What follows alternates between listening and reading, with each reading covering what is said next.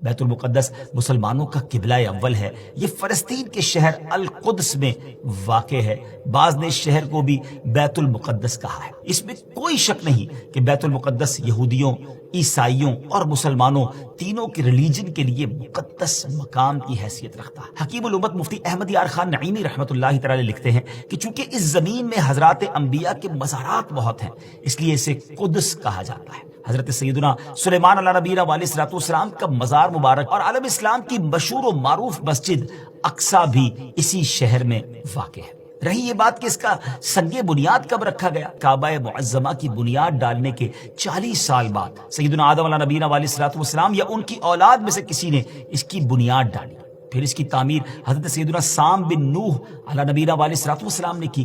پھر ایک عرصے کے بعد حضرت سیدنا داؤد علیہ نبینا علیہ الصلوۃ والسلام نے بیت المقدس کی بنیاد اسی مقام پر رکھی، جہاں حضرت سیدنا موسیٰ علیہ نبینا علیہ الصلوۃ والسلام کا خیمہ نصب کیا گیا تھا۔ اس عمارت کے پورا ہونے سے قبل حضرت سیدنا داؤد علیہ نبینا علیہ الصلوۃ والسلام کی دنیا سے وفات کا وقت قریب آ گیا، تو اب آپ نے اپنے بیٹے حضرت سیدنا سلیمان علیہ نبینا علیہ الصلوۃ والسلام کو اس کو مکمل کرنے کی وصیت فرمائی۔ حضرت سلیمان علیہ نبینا علیہ الصلوۃ والسلام نے انسانوں سے نہیں بلکہ جنوں کی ایک جماعت سے اس کام کو کروانا شروع کیا۔ 1 سال کا کام باقی تھا، مگر آپ کے انتقال کا وقت قریب آ گیا۔ آپ نے غسل فرمایا، نئے کپڑے پہنے، خوشبو لگائی اور اس طرح تشریف لائے کہ عصا پر ٹیک لگا کر کھڑے ہو گئے۔ ملک الموت حضرت اسرائیل علیہ السلام نے آپ کی روح اسی حالت میں، اسی عالم میں قبض کر لی۔ جب حضرت سلیمان علیہ السلام حیات تھے تو جنات کو رات کی رخصت بھی مل جاتی تھی، وہ دن میں کام کرتے تھے۔ حضرت سلیمان علیہ السلام بھی آرام کرنے چلے جاتے تھے، مگر آپ چونکہ اب کھڑے ہی تھے تو اب جنات کو دن رات راؤنڈ دا کلاک کام کرنا پڑ گیا۔ جیسے اس کی تعمیر کا وقت پورا ہونے لگا تو اللہ کی شان دیکھیں کہ آپ کے اس عصا کو، اس لکڑی کو دیمک نے کھایا اور آپ کا جسم زمین پر تشریف لایا۔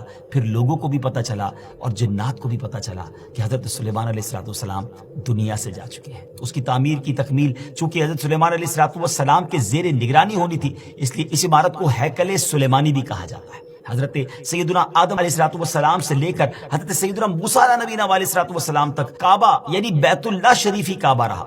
پھر حضرت سیدنا موسیٰ علیہ نبینا علیہ السلام سے لے کر حضرت سیدنا عیسیٰ علیہ السلام تک بیت المقدس قبلہ رہا۔